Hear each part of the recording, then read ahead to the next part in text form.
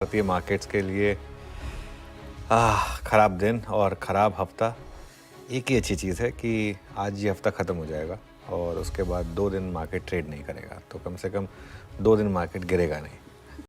लेकिन सवाल ये कि हो क्या रहा है मार्केट में, जैसा कि आप जिक्र भी कर रहे थे कुछ एक्सीडेंट्स की, वहाँ पर ज़्यादा प्रेशर देखने को मिल रहा है।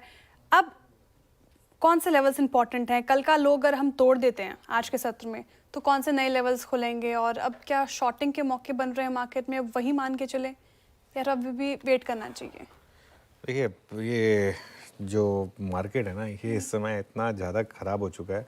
रोज़ हम ना एक होप लेकर आते हैं कि रोज़ मार्केट चलो थोड़ा सा ठीक होगा, लेकिन रोज़ कुछ ना कुछ हो जाता है। एक 2 लाइनें याद आती हैं इस पर कि जिसे चाहा था वो कभी मेरा ना हुआ, फिर भी उसका इंतज़ार करना दिल का शौक बना रहा।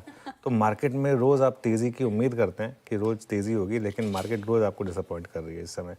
सेंटिमेंट ख़राब है इस समय बेसिकली मार्केट में, और कोई भी रैली जो है ना वो टिक नहीं पा रही है।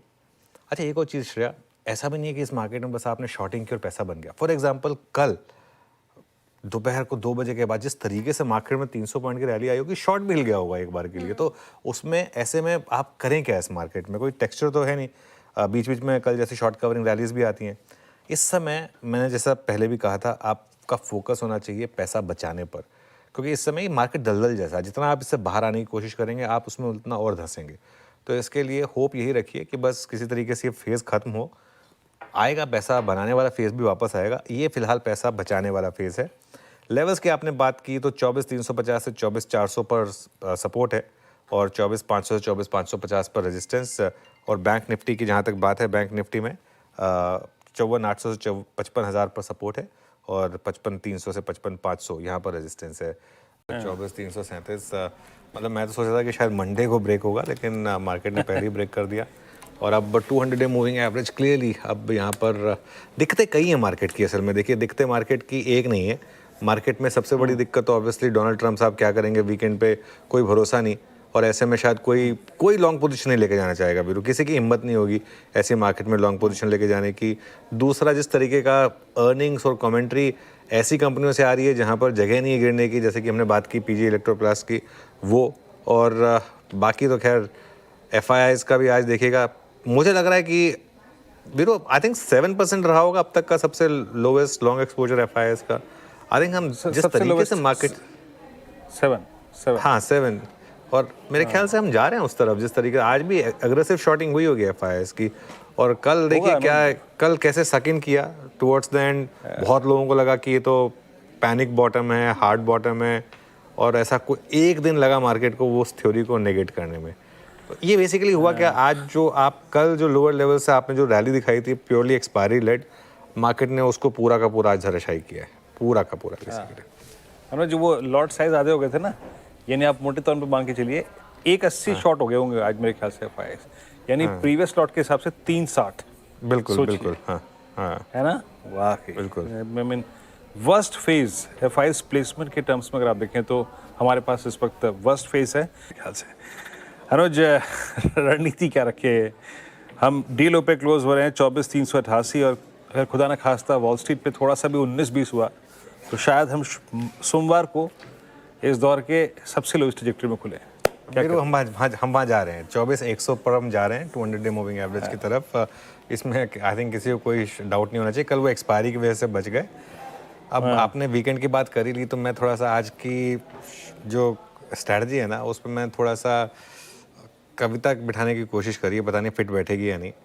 कि देखिए, वीकेंड पर कहीं घूम कर आइए और कुछ दिन के लिए निफ्टी को भूल जाइए। ठीक है, वीकेंड पर कहीं घूम कर आइए, कुछ दिन के लिए निफ्टी को भूल जाइए। अगर डॉक्टर ने नहीं कहा तो ट्रेडिंग मत करिए, और सोमवार को नई रणनीति के लिए तैयार रहिए। ये मेरी स्ट्रैटेजी है। और हाँ, मैं वीकेंड पे एक बुक पढ़ूंगा, कोई ना कोई एक बुक पढ़ूंगा, ताकि थोड़ा सा एक मेंटली अपने आप को रिफ्रेश कर सकूं। पहले कि हम कुछ बड़े डेटास को समझें, टैरिफ पर तो रोज ट्रम्प साहब कुछ ना कुछ कहते हैं जिससे हमें टॉकिंग पॉइंट भी मिल जाता है। अब इन्होंने क्या नया कहा है या किया है? तो देखिए, पहली चीज़ है कि भारत से डील पर बातचीत को लेकर उनसे सवाल पूछा गया ट्रम्प से, और उन सवाल के जवाब में उन्होंने कहा है कि ना, जब तक भारत रूस से तेल खरीदना बंद नहीं करेगा तब तक हम डील नहीं करेंगे, नंबर 1। नंबर 2, ब्राज़ील के राष्ट्रपति ने फ़ोन किया है भारत के प्रधानमंत्री मोदी जी को, ट्रंप ने कहा था मुझे फ़ोन करो, उन्होंने साफ मना कर दिया, नहीं तुम्हें नहीं करता मैं, जाओ, मैं करूँगा तो मोदी जी को करूँगा, और मोदी जी को किया भी उन्होंने। और ट्रेड, डिफेंस, एनर्जी, एग्री जैसे कई सारे सेक्टर्स पे आपस में बातचीत पर, सहयोग बढ़ाने पर बातचीत हुई है।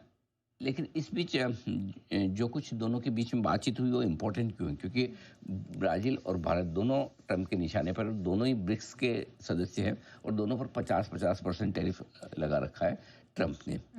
और ट्रंप ने चूँकि कहा भी था कि आप मुझे फ़ोन करिए मैं बात कर रहा हूँ, उन्होंने किया नहीं। तो ये मतलब पहली बार है ना, मतलब अच्छे से चैलेंज होता हुआ दिख रहा है।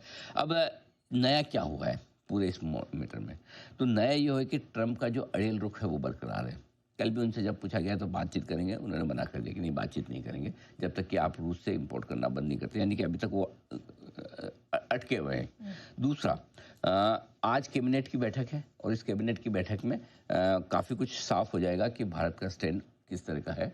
शायद उसके बाद अगर किसी तरह के कोई बयान आते तो ब्राज़ील और रूस दोनों का सपोर्ट आना भारत के लिए पॉजिटिव है। रूस के राष्ट्रपति इस महीने भारत आ सकते हैं। ब्राज़ील के राष्ट्रपति ने ट्रंप को इग्नोर करके हमें फ़ोन किया।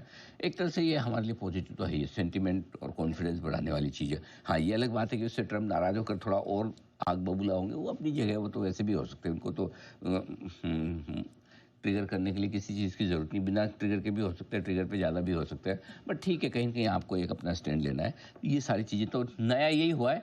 जो सबसे इम्पोर्टेंट है कि ट्रंप ये कह रहे हैं कि जब तक आप तेल खरीदना बंद नहीं करेंगे रूस से, हम बातचीत नहीं करेंगे।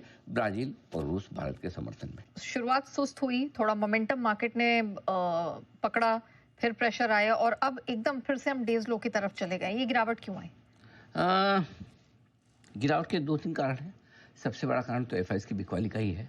हालांकि कल ऐसा लगा कि थोड़ा ग्लोबल डील्स के एडजस्टमेंट के बाद प्रेशर कम हुआ है, लेकिन देखने में तो आंकड़ा 5,000 करोड़ की बिकवाली का दिखता ही है नेहा जी, और वहीं से थोड़ा दबाव बनता हुआ दिखा। तो एफआईएस की बिकवाली का आंकड़ा लगातार है, 14 दिन से है, आज 15वां होगा। आशंका पूरी है, स्क्रीन देख के लगी रहा, आज 15वां दिन होगा जब एफआईएस की बिकवाली का आंकड़ा आपको देखने को मिलेगा। तो पहला तो वो है। दूसरा ये कि आज सुबह सुबह खबर भी थी, आपने देखा होगा कि एक पत्रकार ने पूछा ट्रंप को कि भाई भारत से बातचीत करेंगे, तो बोले नहीं, जब तक तेल खरीदना बंद नहीं करेंगे रूस से ये, तब तक हम बातचीत नहीं करेंगे। तो कहीं ना कहीं वो थोड़ा सा तल्खी से ही जवाब दे रहे हैं। अभी मतलब बातचीत शुरू करने का इरादा भी उनका नहीं दिख रहा। तीसरी बात यह है कि ब्राज़ील ने कल साथ दिया था। आज सुबह सुबह चीन की तरफ से भी स्टेटमेंट आए थे कि भारत के साथ जो कर रहा है रूस वो गलत, माफ़ कीजिए, अमेरिका जो कर रहा है वो गलत है और हम भारत के सपोर्ट में है। तो कहीं ना कहीं जब सुबह उठ के ट्रंप, आई एम श्योर उस समय सोए होंगे ट्रंप साहब। मुझे लगता है कि अगर आप मुझे ऑनेस्टली पूछो तो मैं आपको बताना चाहता हूँ, मेरे ख्याल से ट्रंप साहब को कम से कम ज़्यादा नहीं तो 12 घंटे की नींद लेनी चाहिए। I agree. है ना, क्यों? अच्छी वाली गहरी नींद ले, जिसमें कहीं कोई दुनिया भर में कुछ हो भी जाए तो वही लेना, ऐसा इस तरह की नींद चाहिए। तो ट्रंप साहब जब उठेंगे तब देखेंगे, अच्छा चीन ने भी भारत का साथ देने की बात कही, ये तो बड़े दुश्मन थे दोनों, दुश्मन का दुश्मन दोस्त बन गया। ये ऐसे ख्याल तो आएंगे उनके मन में। Yes. ये भी थोड़े तनाव बढ़ाने वाले हैं। भले ही हमें अच्छा लग रहा हो कि चीन हमारे साथ आ रही है, हमें भी पता है इससे बात बढ़ने वाली, कम नहीं होने वाली। करेक्ट, ये एक और चीज़ है। इसके अलावा वीकेंड है और वीकेंड पे हमेशा डर रहता है कि अगले 2-2.5 दिनों में, 2.5 दिन से मेरा मतलब शुक्रवार की दोपहर से लेकर सोमवार की सुबह तक, पता नहीं भाई साहब क्या बोलेंगे, क्या करेंगे, कितनी बार स्टेटमेंट देंगे, बदलेंगे, अच्छा देंगे, खराब देंगे, यू नेवर नो। तो वो एक वीकेंड का डर है। ये तो हो गई बातें सेंटीमेंट के लिहाज से। अब मार्केट के इंटरनल के हिसाब से देखें तो रिटेल इन्वेस्टर्स का कोई खरीदारी का मन नहीं है, सब पैक है एकदम। जो पुराने शेयर पड़े वो बिके तो नया ले, है ना, जब तक वो ना बिके तब तक क्या नया ले। तो रिटेल इन्वेस्टर कोई खरीदारी के मूड में है नहीं। रहा सवाल घरेलू फंड्स का, वो खरीदना भी चाहते तो उनका मूड पूरी तरह से क्या खरीदना रहेगा, जहाँ एफआईज बेचे हो, लार्ज कैप और लिक्विड शेयर, वहीं खरीदना है। उनका मन मिड कैप और स्मॉल कैप खरीदने का है ही नहीं, क्योंकि पता है इनको कोई लेने वाला तो है नहीं, तो बेहतर है इनको बाद में खरीदेंगे आराम से। और यही वजह कि आप देखिए मिड कैप स्मॉल कैप शेयरों में गिरावट भी आज ज़्यादा है फिर से। Correct. तो वो तेज़ गिरावट इसलिए है कि उनको लेना भी है तो जहाँ एक तो गिरावट का डर कम हो और दूसरा लिक्विड हो, कभी बेचना पड़े तो तुरंत बिक जाए। सो इसलिए ब्रॉडर मार्केट भी आज आपकी ज़्यादा ख़राब दिख रहे हैं। ऑलराइट, तो सर रिकवरी की फिर उम्मीद क्या छोड़ ही देनी चाहिए, रखें नहीं रखें? मैंने सोचा आप इसी जवाब से संतुष्ट हो जाएगी, फिर भी आपने पूछ ही लिया। उम्मीद छोड़ नहीं रही आप एकदम। देखो वैसे तो बाजार ओवरसोल्ड भी है और बड़े सपोर्ट लेवल के आसपास ही है, और एफआईज के इंडेक्स फ्यूचर्स की लॉन्ग पोजीशन भी घट कर 8-8.5% के करीब ही है, जो कई हफ्तों के लोअर लेवल के आसपास है। ठीक है, इसलिए रिकवरी की उम्मीद रखने में हर्ज नहीं। उम्मीद तो रख सकते हो, उम्मीद रखने के लिए मैं मना नहीं करता बिल्कुल भी। लेकिन रिकवरी आएगी नहीं आएगी, क्योंकि सेंटीमेंट बाजार का इस वक्त बहुत कमज़ोर है। खरीदने का होने, और अगर समझो आप अपनी खरीदारी का डिसीजन पोस्टपोन करते हैं, रिजल्ट वाले शेयरों को छोड़ दें, रिजल्ट वाले तो अपनी जगह है, बट अदरवाइज समझो आपका कल खरीदने का मन था, कल आपने नहीं खरीदा तो आज सस्ता मिल ही रहा है, पिछले हफ्ते नहीं खरीदा तो इस हफ्ते सस्ता मिल रहा है, और ये भरोसा पूरा रहता आज नहीं लेंगे सोमवार को शायद और सस्ता मिले। तो उस चक्कर में बायर अपना डिसीजन पोस्टपोन करता जाता है। ऐसे में आपके लिए सिंपल सी चीज़ है कि रिकवरी आएगी नहीं आएगी, उससे ज़्यादा आप लेवल्स पे फोकस करें। ओके, लेवल्स ज़्यादा इंपॉर्टेंट है। ठीक है। याद रहे, रिकवरी में जो भी पहला उछाल आएगा उसको बेचा ही जाएगा। जैसे कल आपको 24,650 मिला, तब भी हमारी राय ये थी खाली करना चाहिए, हल्का करना चाहिए एक बार, और अभी भी हम खतरे से बाहर नहीं निकले। आज देख लीजिए वापस वहीं पहुंच गए।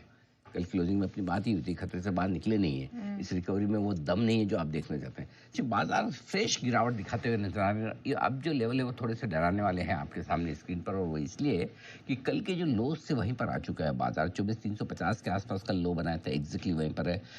वीक के लोएस्ट लेवल के आसपास क्लोजिंग होती दिख रही, कल के लोएस्ट लेवल के आसपास भी क्लोजिंग होती दिख रही। तो तकनीकी तौर से भी खराब है, सेंटीमेंट के लिहाज से भी खराब है, वीकली क्लोजिंग के लिहाज से भी खराब है, क्योंकि आप 24,350 के आसपास बंद हो रहे हैं निफ्टी पर। तो मेरा ये समझना बेहतर ये कि आप वीकेंड पर अपनी पोजीशन को हेज करके चलें।